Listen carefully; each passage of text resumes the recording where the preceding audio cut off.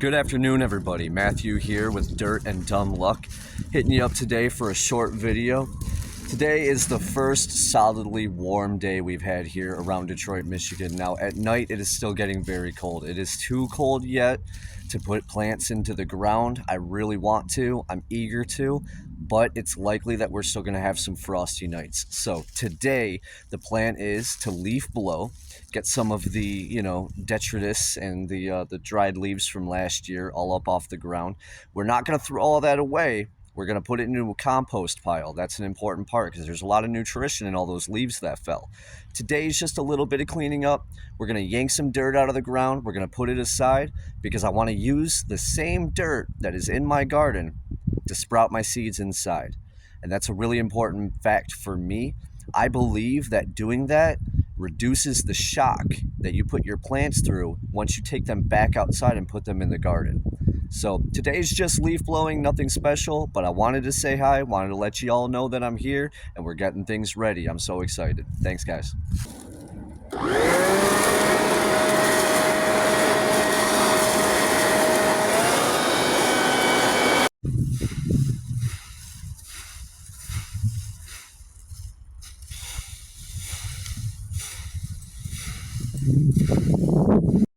Now you see this particular spot was a flower bed.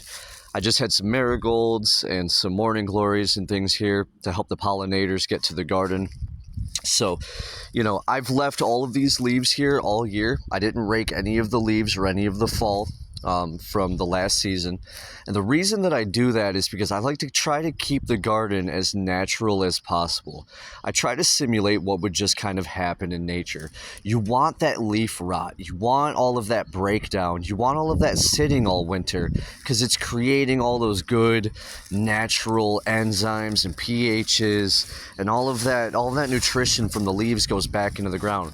But I've given this a little bit of a leaf blow and I've raked it, and now you can see underneath the ground is very soft. That's very, very good dirt, but it's still very cold, very cold.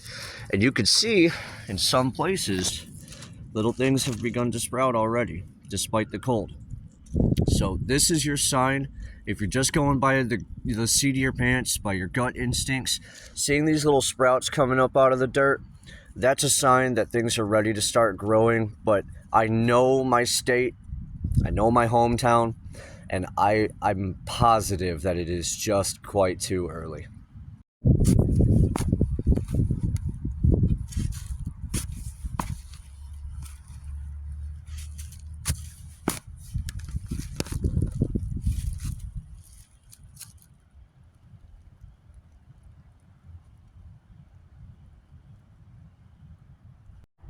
Now, despite being very eager to get some plants into the ground, it's way too early to do that yet. But what we can do is come out here, dig into the soil, get some into some little pots, and take it inside so we can start sprouting our seeds inside.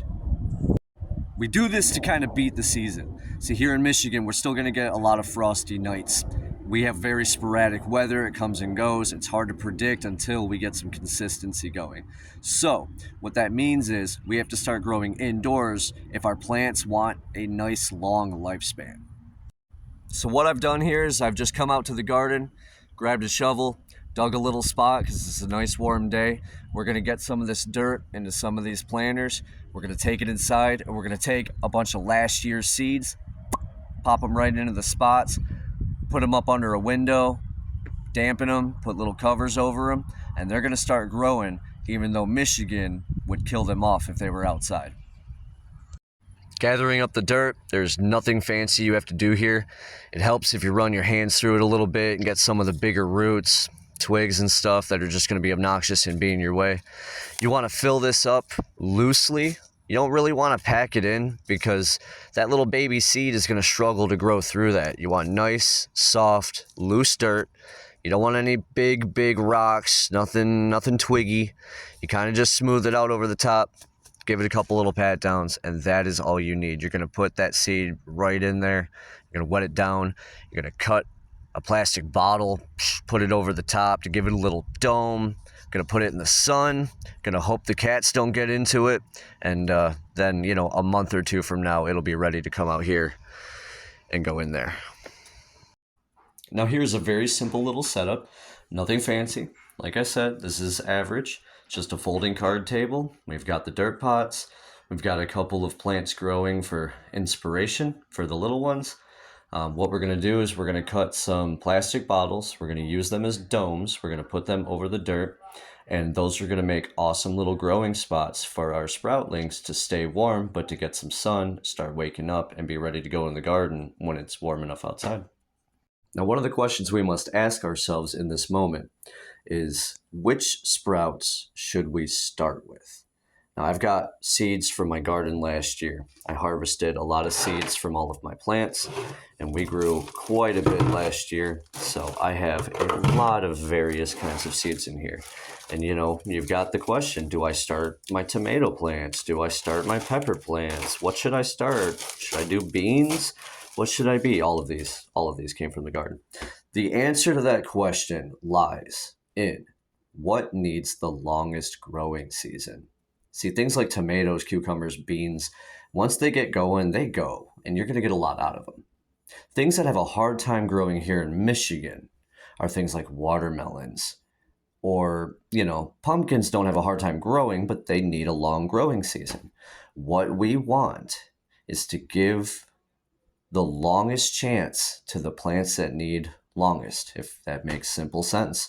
So I think we're going to start by sprouting in some watermelon, some pumpkin, maybe some other plants that take a lot longer to grow than, say peppers, tomatoes, green beans, what have you. Simple enough on this. We're going to take 2 or 3 seeds to each little pot. You might ask yourself, why 2 or 3, not just 1, or why not more? The reason being, you want to give a few chances to each spot for something to grow. Sometimes plants just fail, seeds just fail. You don't want to bank on just one. But if you put like 10 or 15 in here, when they start growing, they're going to get all entangled. And then the good one that you want, the one that you're going to wind up keeping, is going to probably get damaged in the process of removing all of the other ones. So you want to put 2 or 3 just right in the center, hit them with some water, cover them up, leave them in the sun. All right, so now what I've done is I've put 3 little watermelon seeds in each one of these pots. I hit it with some water. Now, to give you an idea of how much water, I only used about half of this cup to water all 4 of these. You don't need a lot. You just need to just kiss it in there. Let the plant know that it's time to wake up. You're going to have time to get it more water as it needs it. It doesn't need to be a lot. Now we're going to press these cut water bottles, and that's all that is, just a cheap cut water bottle. Gonna press them right onto the top there. And what's cool about that is you can use the lids of those, the caps, to vent, humidity as you need to. But just like that, that's how you're gonna start them. That's all you need to do. Check them every once in a while, every day or two. Check the soil, make sure it's not super, super dry. Let it sit in the sun, keep the window open, let it get as much as it can. They're gonna start growing.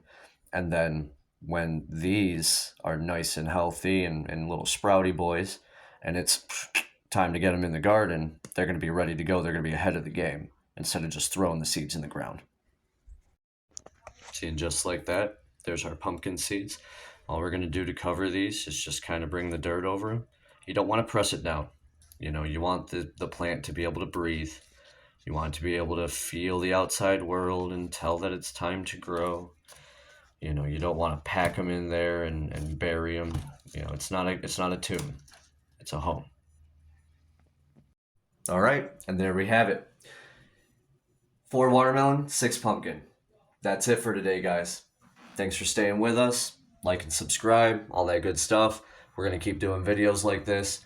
If it starts going somewhere, I'll get better production value. But that's it. Just dirt and dumb luck.